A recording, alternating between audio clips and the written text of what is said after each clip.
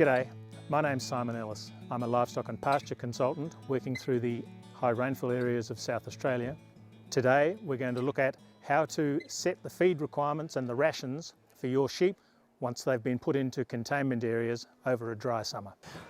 Talking about rations, looking at the first line there, we've got an adult dry sheep needs about 7 units of energy per day and 8% protein. If you look at the amount of energy that a twin bearing ewe needs for the last 6 weeks of pregnancy, that 7's gone up to 10.5, so that's what, 60% rise in energy requirement. And by the time she's into lactation, a ewe with twins needs 23 units of energy a day, which is over 3 times the amount of the dry sheep. So once they start lactating, you really need to be pumping the feed into them. Young sheep need almost the same amount of energy per day as adults, but they need a much higher level of protein. So they need almost double the level of protein compared to dry sheep. And that's because of the new bone and muscle that they're laying down. Feed quality varies dramatically. And one of the things that I want you to take away from today is that it's not just about cost. You need to select the feed that's going to do the job you want. There's no point in feeding late pregnancy ewes or lactating ewes poor quality hay with 7% protein when their diet needs 12 to 15% protein. They are going to lose weight and they may die if you insist on giving them that poor quality feed.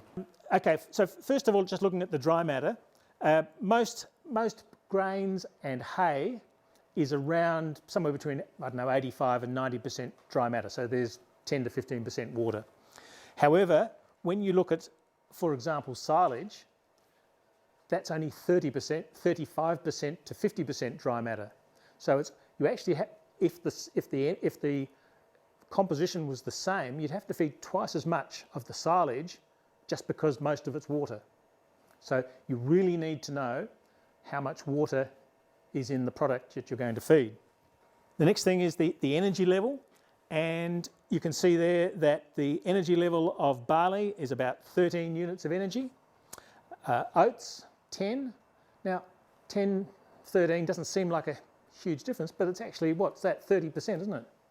So there's a big difference. So you would need to feed 30% more oats than barley to give animals the same energy intake. So you really do need to know what you're dealing with. Lucerne hay is a pretty reliable feed, and probably the single most reliable feed you can buy is lucerne hay.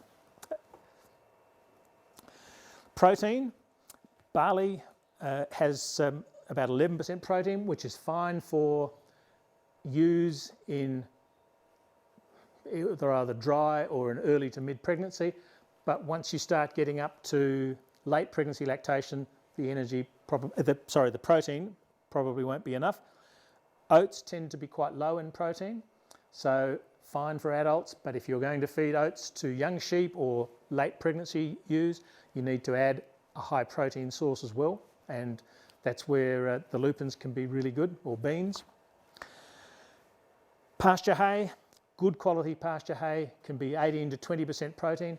And again, this year's pasture hay looks really good. The energies have been good, and because there was so much clover in it, the protein levels have also been excellent this year.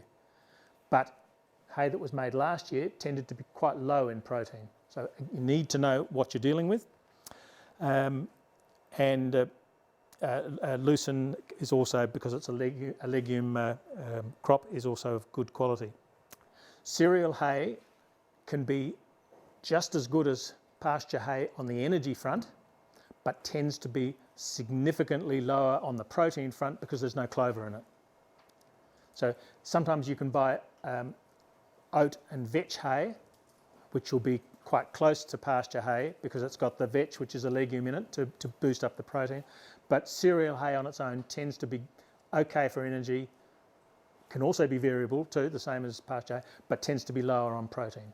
So not good for young animals or for late pregnancy or lactation. The other thing about barley is that it has very low levels of roughage. So if you are going to feed barley, you need to be careful about how you introduce the animals to it. They need to be brought onto it slowly, and you need to have a roughage source to keep their gut working as well. So again, that's another reason for getting help in that the first time you feed it. Looking at some alternative feeds, in fact there is, you can see in the bucket behind you there, you can see the grape mark. It has some really useful potential for feeding to animals. And so, yeah, and you can see there from the uncrimped is quite low in energy, but they're still getting something out of it, and the protein is not too bad. The moisture content varies dramatically, so depending on the time of the year that you pick it up, it can be up to 50% water, but once it's getting towards the drier end of summer, that can drop down to only 10% water. So again, you need to know what you're dealing with. If you're only buying small amounts of feed, then it's ideal if you can buy them from people who have done an analysis of the material, so you know what you're dealing with. Which is the better buying? The good hay at the higher price or the poor hay at the lower price?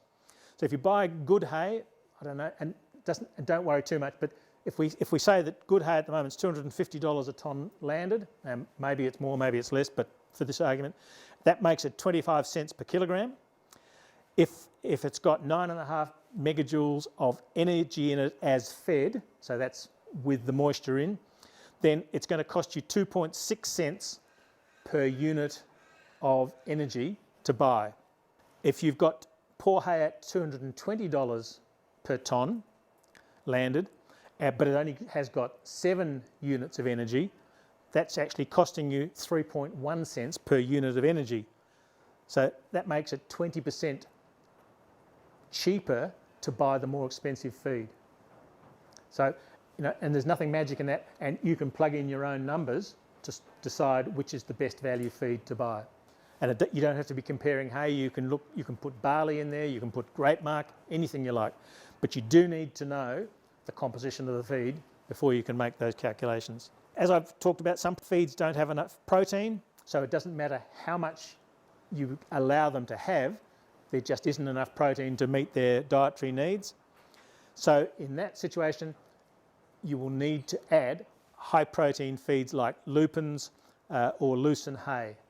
They're the easiest, most available. Some of the commercial pellets have quite high levels of protein, but some commercial pellets have actually quite average protein. So again, you need to know what you're dealing with. How much you're going to feed.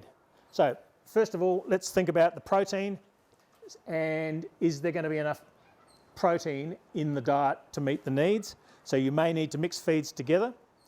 Then you look at the energy. So if we've got a lactating ewe, and I'm just using this as an example, with one lamb, she needs about 20 megajoules of energy a day. So if you were going to feed her that good hay we were looking at earlier, she's going to need around about 2.3 kilograms of hay per day. She'll lose about 43 grams, which is neither here nor there, and her lamb will gain 240 grams a day, which is not a fabulous growth rate, but a reasonable growth rate. If you try and provide her needs with poor hay, she'll need to eat 3.1 kilograms of hay per day, and even if she could eat that much, she would be losing over 3 times as much as she was with the good hay, and the lamb, instead of growing at 240 grams a day, is back to 80 grams a day. Now, in fact, a ewe can't eat that much a day, because the poorer the quality of the feed going into her mouth, the more slowly it's digested, therefore it doesn't go out the other end as quickly, so there's a blockage. So poor quality feeds just can't be eaten as much as high quality feeds because of the rate they pass through the gut. So you really do need to look at whether they can eat enough of the feed that you're trying to give them to meet their needs. The reason mammals have fat is to help them get through tough times. So there's nothing wrong with ewes losing a bit of fat over summer and during lactation, provided it's not too much. And you don't want it happening too quickly. And I think if you're in doubt about the quality of the feed, be generous. You can always cut back if you find that that they're gaining weight. Fatter stock, just do better. If your animals are really always at the skinny end of the spectrum, they're like any other, like humans. If we're under stress, nutritional stress or whatever stress, we are more prone to disease. So skinny animals get more worms, they get pneumonia more easily. So having animals fatter makes your job of managing them easier.